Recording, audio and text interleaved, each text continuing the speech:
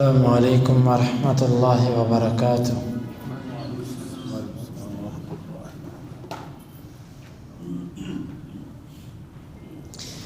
سورہ یونس آیت نمبر 83۔ اعوذ باللہ السمیع العلیم من الشیطان الرجیم من حمزہ ونفخہ ونفثہ۔ فما پس نہیں آمن ایمان لائے لموسیٰ موسیٰ کے لیے الا مگر ذریہ اولاد من سے قومہ اس کی قوم علا پر خوف خوف من سے فرعون وملئہ اور اس کے سرداروں سے وملئہم اور اپنے سرداروں سے ان کے یفتنہم وہ انہیں فتنے میں ڈال دے گا وَإِنَّ اور بے شک فرعون لعال البتہ سرکشی کرنے والا تھا فی الارض زمین میں وَإِنَّهُ اور بے شک وہ لمن البتہ سے ہے المسرفین حد سے بڑھنے والے وقال اور کہا موسیٰ نے یا قومی اے میری قوم ان اگر کنتم ہو تم آمنتم ایمان لا چکے باللہ اللہ پر فعلیہ پس اسی پر توکلوا تم بھروسہ کرو ان اگر کنتم ہو تم مسلمین تابع فرمان فقالوا پس انہوں نے کہا علی اللہ اللہ پر توکلنا ہم نے بھروسہ کیا ربنا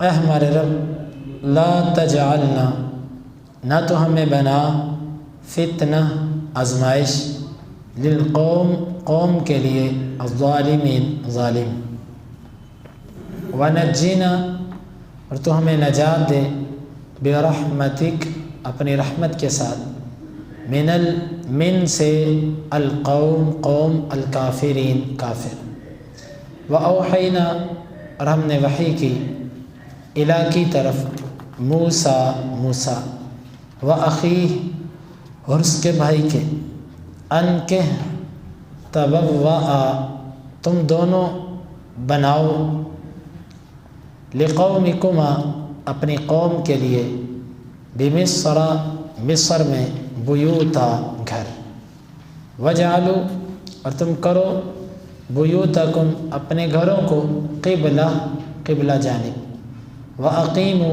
اور تم قائم کرو الصلاۃ نماز وبشر اور آپ خوشخبری دے دیجئے المؤمنین ایمان والوں کو فما آمن لموسیٰ الا ذریۃ من قومہ علی خوف من فرعون وملئہم ان یفتنہم پس موسیٰ پر ایمان نہیں لائی مگر ایک جماعت فرعون کی قوم میں سے خوف کی وجہ سے فرعون اور اپنے سرداروں سے کہ وہ ان کو فتنے میں ڈال دیں گے وَإِنَّ فِرْعَوْنَ لَعَالٍ فِي الْأَرْضِ اور بے شک فرعون بہت سرکشی کرنے والا تھا زمین میں وَإِنَّهُ لَمِنَ الْمُسْرِفِينَ اور بے شک وہ حد سے بڑھنے والوں میں سے تھا وَقَالَ مُوسَىٰ يَا قَوْمِ إِن كُنتُمْ آمَنتُمْ بِاللَّهِ اور موسیٰ نے کہا کہ میری قوم اگر تم اللہ پر ایمان لا چکے ہو فعلیہ توکلوا ان کنتم مسلمین پس اسی پر بھروسہ کرو اگر مسلمان ہو فقالوا علی اللہ توکلنا پس انہوں نے کہا اللہ پر ہی تو ہم نے بھروسہ کیا ہے ربنا لا تجعلنا فتنة للقوم الظالمین اے ہمارے رب ہمیں ظالم قوم کے لیے آزمائش نہ بنانا ونجنا برحمتک من القوم الکافرین اور ہمیں اپنی رحمت کے ساتھ کافر قوم سے نجات دے۔ وَأَوْحَيْنَا إِلَىٰ مُوسَىٰ وَأَخِيهِ، ہم نے موسیٰ اور اس کے بھائی کی طرف وحی کی، أَن تَبَوَّآ لِقَوْمِكُمَا بِمِصْرَ بُيُوتًا، تم اپنی قوم کے لیے مصر میں گھر بناؤ، وَاجْعَلُوا بُيُوتَكُمْ قِبْلَةً، اور اپنے گھروں کو قبلہ کی جانب کرو، وَأَقِيمُوا الصَّلَاةَ، اور تم نماز قائم کرو، وَبَشِّرِ الْمُؤْمِنِينَ، اور ایمان والوں کو خوشخبری دے دو۔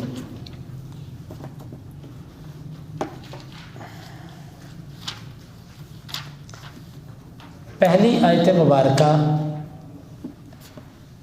کہ موسیٰ علیہ السلام پر ایمان صرف ایک جماعت لے کر آئی۔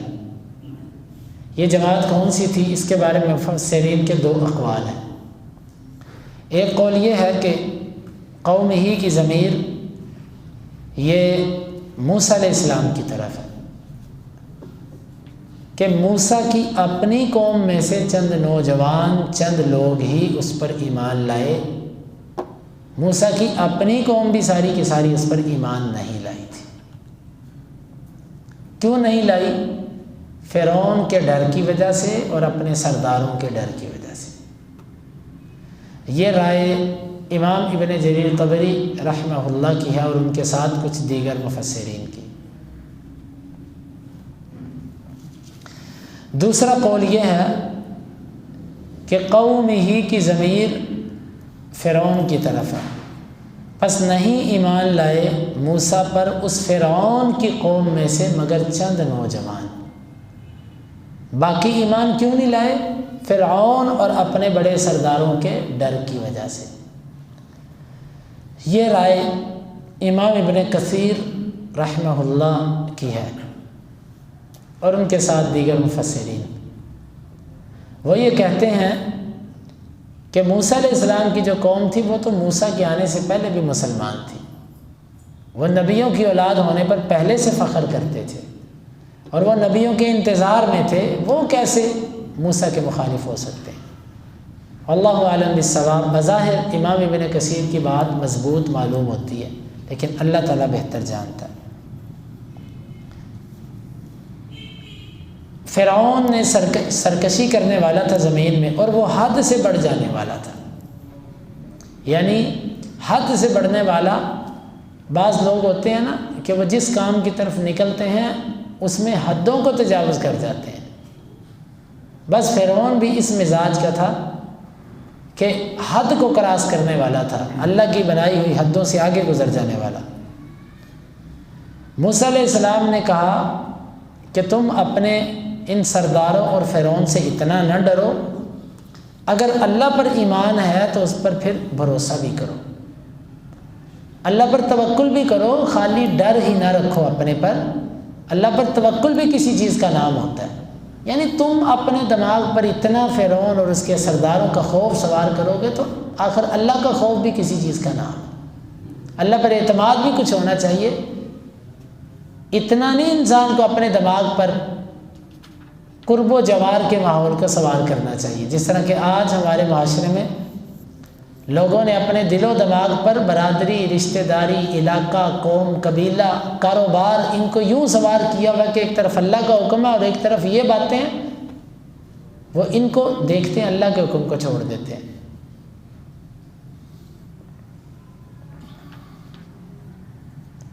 بس اگر اللہ پر ایمان لائے ہو نا تو پھر اس پر بھروسہ بھی کرو، اگر مسلمان ہو تو۔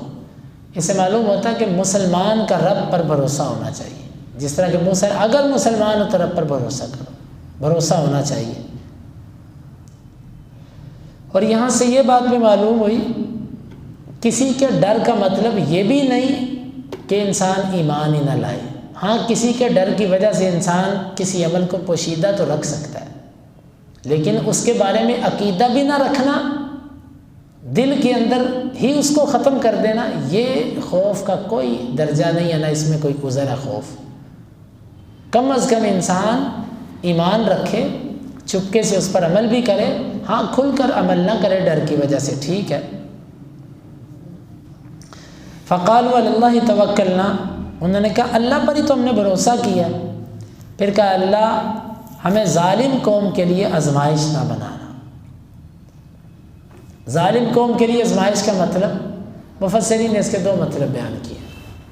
ایک اس کا مطلب ہے کہ ہم ظالموں کے لیے آزمائش ہی نہ بن جائیں، مطلب وہ ہم پر ظلم کرتے رہیں حتیٰ کہ ان کا یہ گمان بن جائے کہ یہ جھوٹے ہیں، اگر یہ سچے ہوتے تو اللہ ان کی مدد کرتا۔ اتنا ہمیں بے یار و مددگار نہ چھوڑنا کہ خود کافر مدد کے لیٹ ہونے کی وجہ سے یہ سمجھیں کہ یہ اللہ کے بندے ہی نہیں ہیں اور وہ خود بھی فتنے میں مبتلا ہو جائیں۔ یا اس کا دوسرا سادہ مطلب کہ ہمیں فتنے میں مبتلا ظالموں کے لیے فتنہ نہ بنانا، مفتون کے معنی میں ایسا نہ ہو کہ وہ ہمیں اتنی اذیتیں دیں کہ ہم ایمان کے چھوڑنے کی طرف سوچنے لگ پڑیں۔ دونوں معنی، ہمیں کافروں کے لیے بھی فتنہ نہ بنانا اور کافروں کو ہمارے لیے فتنہ نہ بنا دینا کسی بھی طرح ہمیں۔ اور یہ دعا کرنی چاہیے کہ اللہ ہمیں آزمائش میں اس حد تک نہ ڈالنا کہ ہم فتنے کے اندر واقع ہو جائیں۔ کبھی کبھار ایسے ہوتا ہے انسان کے لیے آزمائش فتنہ بن جاتی ہے۔ جب انسان آزمائش کے اندر پھنس کے غیر شرعی چیزوں کی طرف جانے لگ پڑے تو وہ آزمائش بھی فتنہ ہوتی ہے، وگرنہ آزمائش انسان کے درجات کی بلندی کا ذریعہ ہوتی ہے، لیکن کبھی کبھار آزمائش انسان کے لیے فتنہ بن جاتی ہے۔ اللہ آزمائش ہمارے لیے فتنہ نہ بنانا۔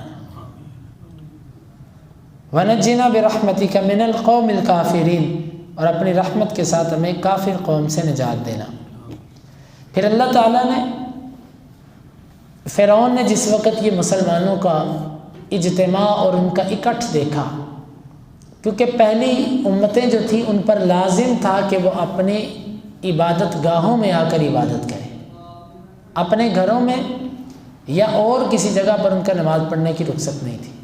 یہ صرف اس امت محمدیہ علیہ الصلاۃ والسلام اس کا خاصہ ہے کہ اللہ تعالیٰ نے اس کو پوری روئے زمین میں کہیں بھی نماز پڑھنے کی اجازت دی ہے۔ پہلی امتوں کے لیے لازم تھا کہ وہ عبادت خانوں میں جا کے نماز پڑھیں، لیکن جب حالات کشیدہ ہوئے تو پھر اللہ رب العالمین نے ان کے لیے یہ تخفیف کر دی کہ اب تم مسجدوں میں نہیں، اب تم اپنے گھروں میں پڑھو۔ پوری جگہ پر پھر بھی رخصت نہیں دی، صرف اپنے گھروں میں، اپنے گھروں میں اب تم نماز پڑھو۔ لیکن اپنے گھروں کو بنانا اس طریقے سے ہے کہ ان کو قبلے کی سمت بناؤ تاکہ تمہارے لیے آسانی ہو قبلے کی طرف منہ کر کے نماز پڑھنے میں۔ تمہیں گھر کی جہت ہی اس انداز سے معلوم ہو کہ ایسے تم دروازے سے داخل اور سامنے قبلہ ہو، تاکہ تمہیں ٹیڑھا میڑھا الٹا پلٹا ہو کر قبلہ تلاش ہی نہ کرنا پڑے۔ اس طریقے سے اپنے گھر بناؤ۔ چنانچہ انہوں نے ایسا ہی کیا، اپنے گھروں کو قبلے کی جانب بنایا، اور اللہ تعالیٰ نے فرمایا نماز قائم کرو۔ اس میں بعض مفسرین کی رائے یہ ہے کہ سارے گھروں میں نہیں بلکہ وہ چند لوگ ایک گھر میں اکٹھے ہوتے تو نماز با جماعت پڑھتے۔ واللہ اعلم بالصواب، یہ ان کی ایک اجتہاد ہے، رائے ہے، درست بھی ہو سکتی ہے اور غلط بھی۔ بہرحال اس سخت حالات کے اندر اللہ نے فرمایا تم اپنے گھروں پہ نماز پڑھو۔ ایسا خوف جو انسان کے لیے اس کی جان کو خطرے میں ڈال دے، اس میں خوف، گھر پہ نماز پڑھی جا سکتی ہے۔ اس کی کیفیت وبا میں بھی ایسی ہو سکتی ہے۔ اگر وبا ایسی ہو کہ واقعتاً وبا فضا کے اندر آب و ہوا میں پھیل جائے تو اس صورت میں گھر پہ نماز پڑھی جا سکتی ہے۔ بصورت دیگر اگر دنیا کاروبار کر سکتی ہے، اسکولوں میں جا سکتی ہے، آ سکتی ہے، مارکیٹوں میں آ جا سکتی ہے، دنیا بازاروں پہ چل پھر سکتی ہے، تو پھر مسجد بھی آ سکتی ہے۔ ہاں اگر ایسے حالات ہوں کہ باقی کام بھی معطل ہو گئے تو ٹھیک ہے، پھر نماز بھی گھر پہ، لیکن اگر باقی کام ہوتے ہوں تو پھر نماز کیوں گھر پہ؟ پھر نماز کے لیے بھی مسجد میں ہی آنا پڑے گا۔ نماز کی معافی نہیں ہے، حالات کتنے بھی سخت ہو جائیں۔ اور آگے وَأَقِيمُوا الصَّلَاةَ، اس میں اشارہ اس بات کی طرف ہے کہ نماز با جماعت پڑھو، یعنی اگر گھر پہ بھی پڑھو تو کوشش کرو کہ اپنے بیوی بچوں کو ساتھ ملا لو، کم از کم وہ جماعت کا جو اجر ہے اس سے تو محروم نہ ہو۔ دکان پہ پڑھتے ہیں آپ تو اپنے ساتھ اپنے ملازموں کو اور ساتھیوں کو ملا لو، تاکہ زیادہ سے زیادہ جہاں تک ہو سکے تم اس خیر سے محروم نہ رہو جو جماعت کا ایک اجر ہے، اس برکت کے اندر تم شریک ہو جاؤ۔